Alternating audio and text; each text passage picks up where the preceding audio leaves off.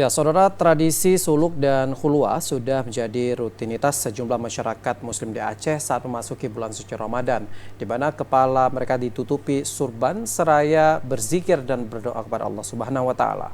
Hal ini dilakukan di daerah Raudatul Huda, Desa Gampung Jalan, Kecamatan Idiraya, Kabupaten Aceh Timur. Bulan suci Ramadan merupakan salah satu bulan yang paling mulia dibandingkan bulan-bulan lainnya.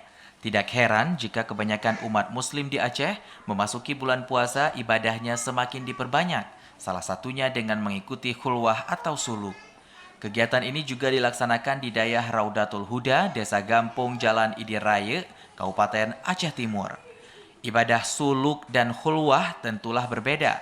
Khulwah sendiri mempunyai tata krama yang sangat sakral. Pasalnya, jika wajah terlihat oleh orang lain, khulwahnya batal dan segera mandi taubat.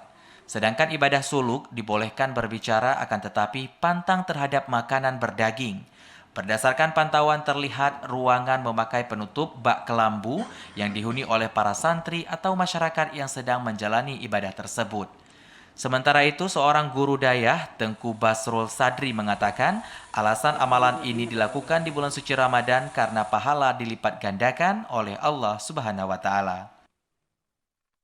Kenapa orang ini banyak melakukan di bulan suci Ramadan? Karena bulan suci Ramadan ini merupakan bulan yang penuh berkah, yang pahalanya dilipat gandakan. Maka disitulah orang-orang dayah, khususnya santri-santri, para guru melakukan hal ini dalam bulan suci Ramadan. Di samping itu juga, demi menjaga para peramal khulwah, hingga bak mandi pun harus ditutupi dengan kertas hitam, agar mandi tidak terlihat satu dengan yang lain. Dari Aceh Timur, Said Maulana, TVRI melaporkan.